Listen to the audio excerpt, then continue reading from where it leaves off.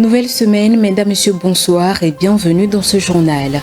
Au sommaire, le Togo veut garantir à sa population un air pur et sain. Dans ce sens, les autorités du pays, en partenariat avec l'OMS, ont récemment lancé un projet national de surveillance de la qualité de l'air face aux risques sanitaires croissants liés à la pollution atmosphérique. Les détails de ce projet dans ce journal. La Mauritanie a lancé un nouveau projet dédié à la gestion intégrée des risques climatiques. Financé à hauteur de 12 millions de dollars par le FIDA, ce projet vise à améliorer la capacité d'adaptation et la résilience des communautés rurales face aux chocs climatiques. C'est tout pour le sommaire. Place au développement.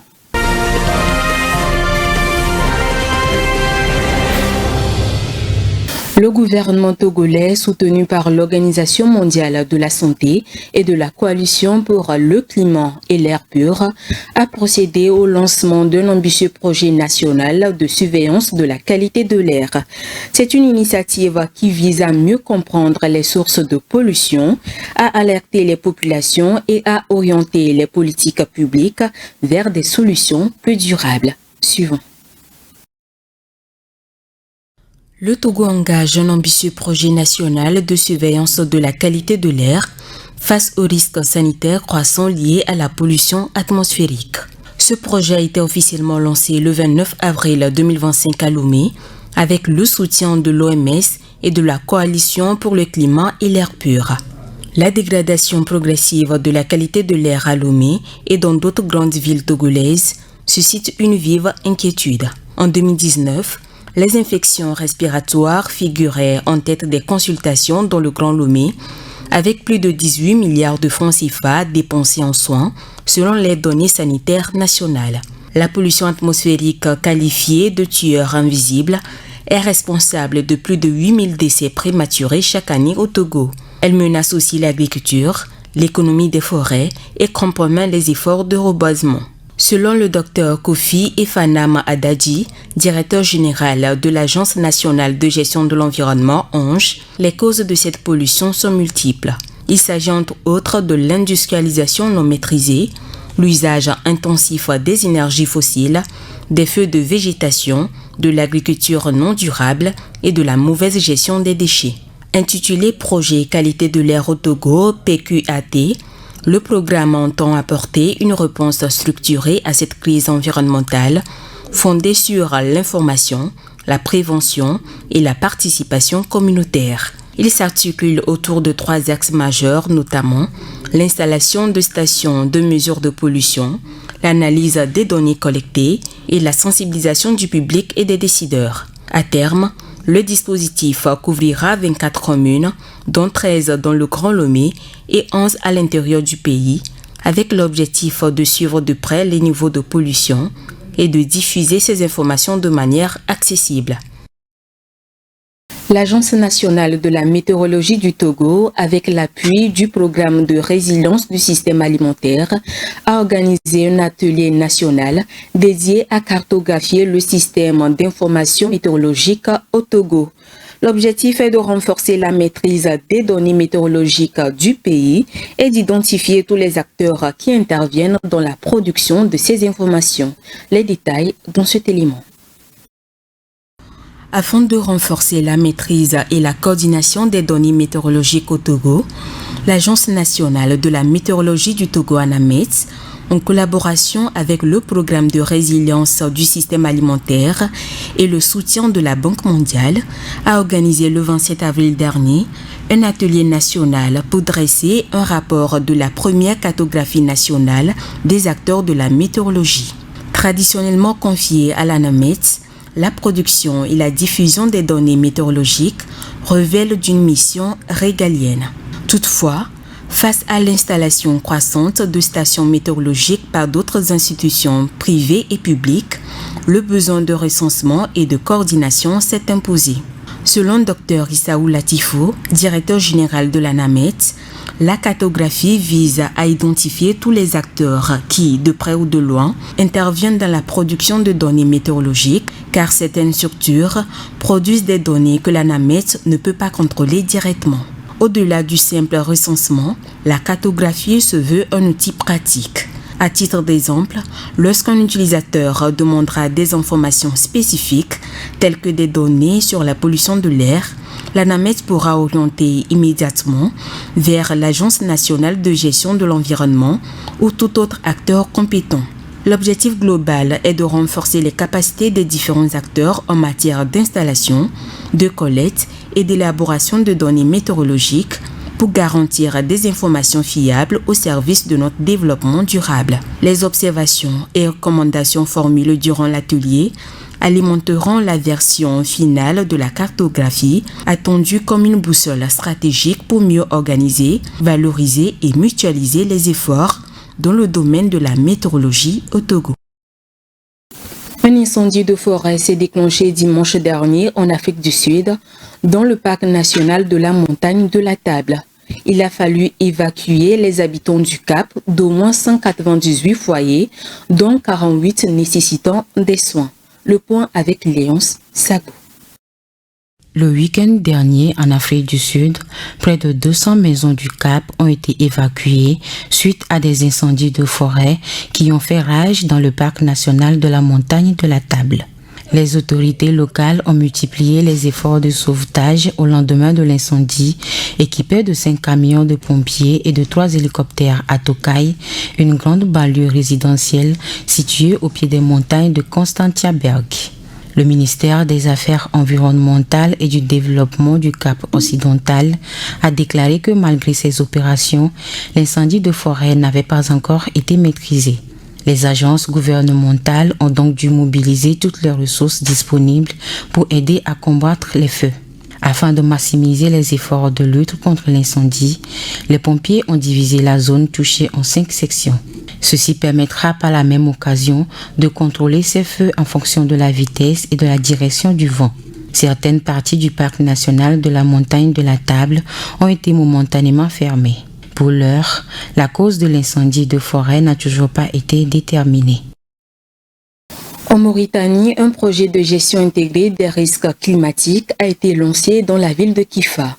Ce projet consiste à améliorer la capacité d'adaptation au changement climatique des communautés rurales de la Mauritanie et des pays du Sahel.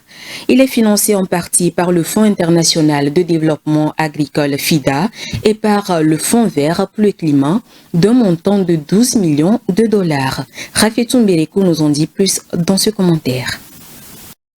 La Mauritanie bénéficie d'un programme d'appui à la lutte contre le changement climatique. Le projet a été officiellement lancé le 25 avril dernier à Kifa, dans une ville située au sud du pays.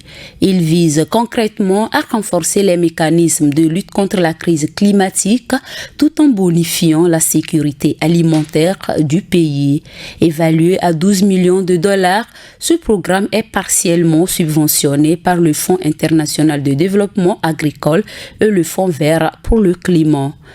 Le ministre mauritanien de l'Agriculture, Momé Ould Beibata, souligne que ce programme incarne la vision et la volonté collective de construire un avenir meilleur pour les communautés rurales dans les régions de l'Assaba, des deux Audes, du Brakna et du Gorgol. Il se situe dans le cadre des orientations générales du gouvernement visant à lutter contre les effets du changement climatique et à réaliser une transformation durable du secteur agricole, a-t-il notifié. Le programme d'appui à la lutte contre le changement climatique en Mauritanie concerne les régions à forte vulnérabilité climatique et couvre des exploitations agricoles d'un nombre de pays du Sahel avec des opportunités économiques et durables. Certaines grandes puissances surestiment la capacité d'absorption de CO2 par leurs forêts. Des experts dénoncent qu'elles s'en servent pour ralentir leur transition vers les énergies renouvelables en prétextant tenir à leurs objectifs climatiques. Léonce Sagou. De grandes nations sont accusées de surélever la capacité de leurs forêts à absorber le dioxyde de carbone. L'analyse effectuée par l'Institut Climate Analytics indexe le Brésil et l'Australie. Elle critique la faiblesse des règles sur le calcul de l'efficacité des puits de carbone terrestres. Ceci ouvre une faille que ces pays utilisent pour contourner le système de comptabilisation de leurs émissions de gaz à effet de serre. Il est difficile de quantifier le CO2 absorbé par les sols, les forêts et les zones humides. Pour ce fait, les scientifiques craignent que ces puits de carbone en absorbent moins sous l'effet du changement climatique. Ces incertitudes n'ont pas empêché les pays d'exagérer leurs propres suppositions qui rendent parfait leur bilan de carbone national, qui est la quantité absorbée par les puits naturels retranchée de la somme des pollutions carbone émises par les humains.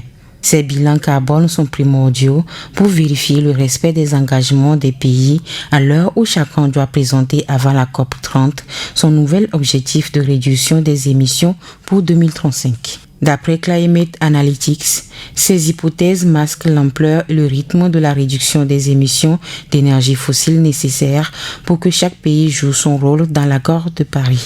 Depuis 2018, l'Australie a rehaussé à plusieurs reprises ses estimations de CO2 absorbées par ses forêts, assurant avoir réduit son bilan carbone de 28% entre 2005 et 2024. Pourtant, ces émissions brutes de gaz à effet de serre n'ont baissé que de 2% selon le Climate Action Tracker.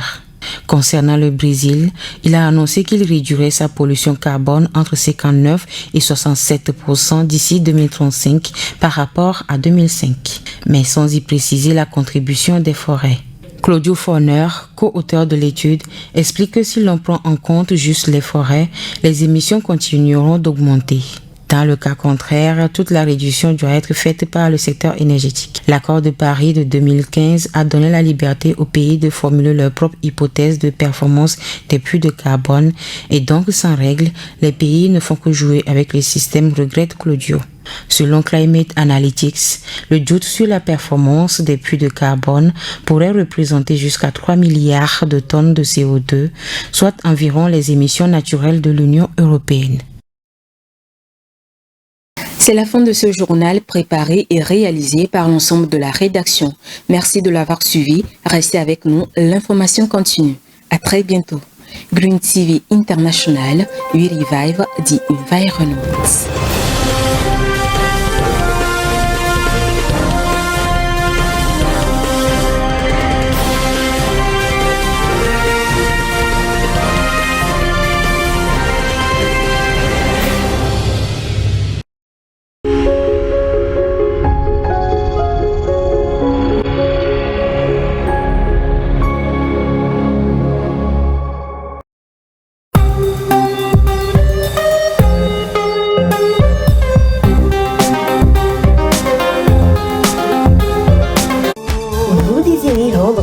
Tranquille, chic et élégant, une seule référence à lui, c'est Katimini Kids. Katimini Kids est une boutique de prêt-à-porter pour des nouveau-nés et enfants. Vous y trouverez des chemises, des robes, des pantalons, des shirts, des t-shirts, des chaussures, des chouchous, des jouets et bien d'autres encore. Katimini Kids se situe sur le boulevard Circulaire, en face de l'ancien immeuble de la Lunato. Contact plus 228 90 04 17 03, plus 228 87 16 46 46. Katimini Kids, l'enfance, c'est l'élégance.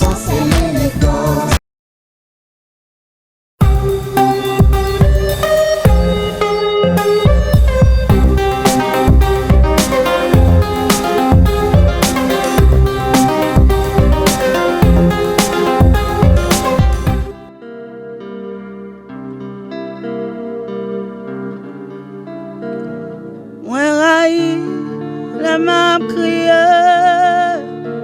pour demander qui ça gagne pour qui parfois me crier ou pas demander qui ça gagne.